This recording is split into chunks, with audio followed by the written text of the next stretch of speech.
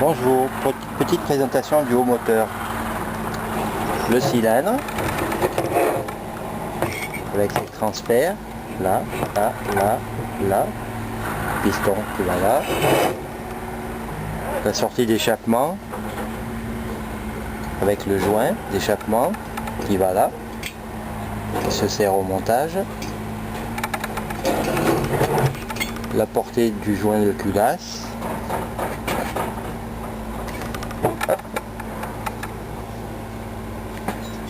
la culasse, la portée toujours, l'emplacement de la bougie, du décompresseur et les 4 boujons. La boîte à clapper, la pipe d'admission, c'est une 525 avec le collier de serrage, la boîte à clapper par elle-même, là, avec les butées de lamelles et les lamelles qui sont dedans là, vous voyez si ça bouge, et le joint.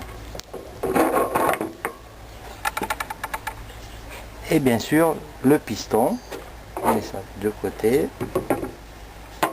le piston avec les clips de l'axe comme ça,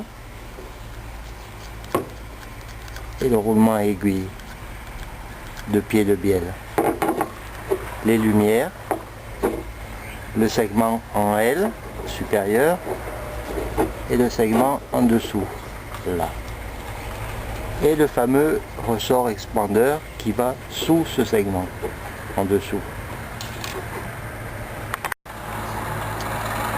et bien sûr le joint de culasse. Il est en cuivre recuit, il peut servir plusieurs fois. Il suffit de le chauffer soit à la flamme, à la gazinière, vous le chauffez bien et vous le trempez dans l'eau froide après et il reprend son épaisseur qui est de 5/10. Les préparations que j'ai faites sur le piston. En fait, j'ai agrandi les lumières, vous voyez les 2 trous ronds là, ovales. Là, j'ai une prise de vue en face de la boîte à clapper. À l'origine, ils sont beaucoup moins larges, donc j'ai attaqué pour faire à peu près épouser les bords là à gauche et là à droite. Je n'ai pas touché au centre pour la solidité du piston et surtout pas en hauteur, le bas, le haut, le bas, le haut. J'ai pas du tout attaqué la hauteur pour ne pas modifier le diagramme moteur. Pour résumer la préparation du piston, les lumières je les ai agrandies là. On pourrait encore un chouïa d'ailleurs, vous avez vu, par rapport à la position dans la boîte à clapper, et là. Surtout ne pas toucher le bas, le haut et le centre. Imaginez que ce soit tout fin là. Le piston va être tout mouligasse, comme on dit par ici. Il risque de se plier et de casser en dessous. Tant qu'à y être sur le piston, pour lever les segments, le segment L, vous appuyez derrière, vous prenez entre les 2 pouces les 2 becs et hop, les becs c'est ça et ça, et il a une position hein, L, mais le L, et bien vraiment le L, je sais pas si on verra bien, vous voyez, plat en dessous et le creux en dessus.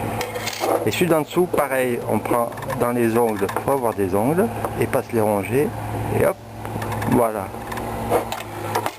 Et le segment expandeur est là en dessous. Vous le voyez là. Par contre lui pour le lever, on peut essayer comme ça devrait le faire aussi. Hop, vous l'avez vu sortir. En fait c'est un ressort, hein, c'est pas... Où il est? Il est là. Hop, voilà. Il est là. Pour remonter, pareil. Tac. On monte celui-là en premier, évidemment, le L en dernier. Comme ça, là, il s'appuie. J'écarte avec les ongles. Ça va pas casser, vous inquiétez pas. Et je le prépare avec, vous voyez la petite butée là? Je ne sais pas si on verra bien. Là, il y a une espèce de petite goupille En plus je l'ai mis à l'envers, donc ah ben, ça tombe bien. Attendez que j'essaye ça.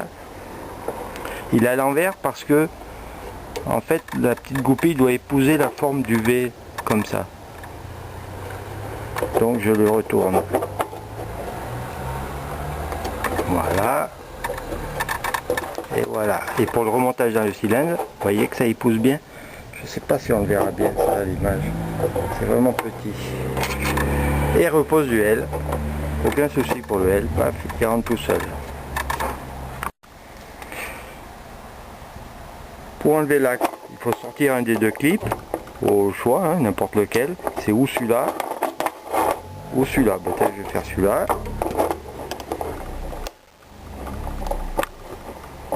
Voilà à quoi ressemble le clip. Il est conseillé de les changer à chaque démontage de l'axe. Hein. L'axe est libre de ce côté. Là il y a encore le clip, c'est pas grave. Et il suffit de sortir en poussant comme ça. Vous voyez qu'il a commencé à sortir. De toute façon je ne vais pas le sortir. Hein. C'est juste pour vous montrer. Voilà, là il sort. Il faut pousser un poil. Pas non plus comme un bourrin. Et le remonter. Et pour vérifier qu'un clip est bien mis, on le prend et on le tourne dans sa gorge. Il tourne librement sans sortir. Donc c'est nickel, il n'y aura pas de souci, comme certains. Le segment supérieur en L a aussi sa petite goupille. Là, j'essaye en tenant à la main. Alors là, vous voyez, quand on serre, d'abord le segment vient buter sur la petite goupille. Et au montage, il faut aligner comme ça pour que ça puisse se serrer, la goupille au centre. Et le segment inférieur, pareil, sa petite goupille au centre pour qu'il puisse se serrer et rentrer dans le cylindre. La préparation de la boîte à clapper, comme on a vu, c'est la plus importante. Vous voyez que la pipe d'admission a un axe à peu près ici, alors que l'axe central de rentrée dans le cylindre est là. Et à l'origine, il y a le même angle que ça, là. Donc, une sacrée turbulence pour les gaz. Donc le but c'est d'arrondir cet angle. Vous voyez bien, là c'est bien droit, là c'est en arc de cercle, et poncé, poli, dirons-nous en cône. Voilà. Et je pouvais faire un peu plus. Mais il faut faire attention à l'épaisseur dans l'angle là. C'est un peu hard, hein. Un peu plus, j'ai peur que ça perce là. Voilà, mais je pense que c'est la plus importante, c'est celle qui a le plus de rendement. Pour la culasse, pas de préparation. Et mes préparations cylindres, bon, et c'est pas les miennes, hein, merci Jean-Marc. J'ai taillé l'espace entre les deux lumières en pointe, ou en aile d'avion. Il y a un débat là-dessus sur le forum, là et là. Par contre, en vidéo, pour voir la pointe, si on doit le voir là. À l'origine, c'est plat, complètement plat, hein, ça fait bien 5 mm de large. Voilà. Donc, ça fait des turbulences, ça freine les gaz. Ça, ce sont les 5e, je sais plus combien de transferts. C'est les gaz qui remontent du bas moteur.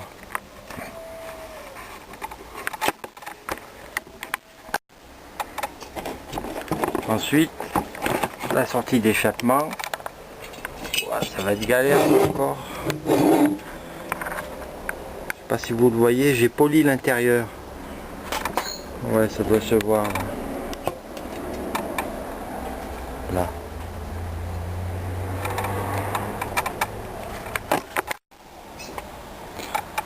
Côté admission, rien de spécial. Je n'ai rien touché. On préconise grain 600, grain 800 maxi. Mais en fait, les rugosités favorisent l'émulsion et le mélange des gaz. C'est pour ça qu'on ne touche pas. Mais bon, j'ai pas essayé, hein, mais c'est ce qui est dit, donc je fais pas. Pour le montage du piston dans le cylindre, bon évidemment c'est facile, hein, je suis en l'air, à l'envers, dans une bonne position. Comme je vous ai dit tout à l'heure, bien faire correspondre la petite goupille entre les becs, sur le segment inférieur même s'il est en dessous là. Et pareil pour l'autre. Et maintenant il ne tourne pas, ça se trouve là, dans l'angle.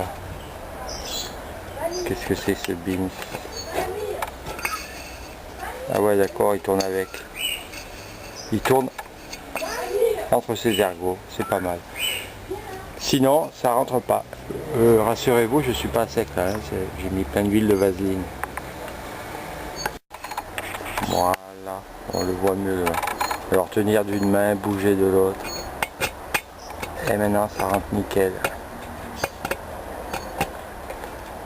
Voilà, à vos outils. Par contre cette fois-ci j'ai tout fait ça avec un Dremel et une petite meule. Dernière chose au remontage, quand vous reposez le cylindre sur le bas moteur, le joint d'en base parfois déborde largement sur les transferts là. Il les bouge bien, hein. Vérifiez bien ça au remontage de ce côté et de l'autre aussi, le joint qui déborde.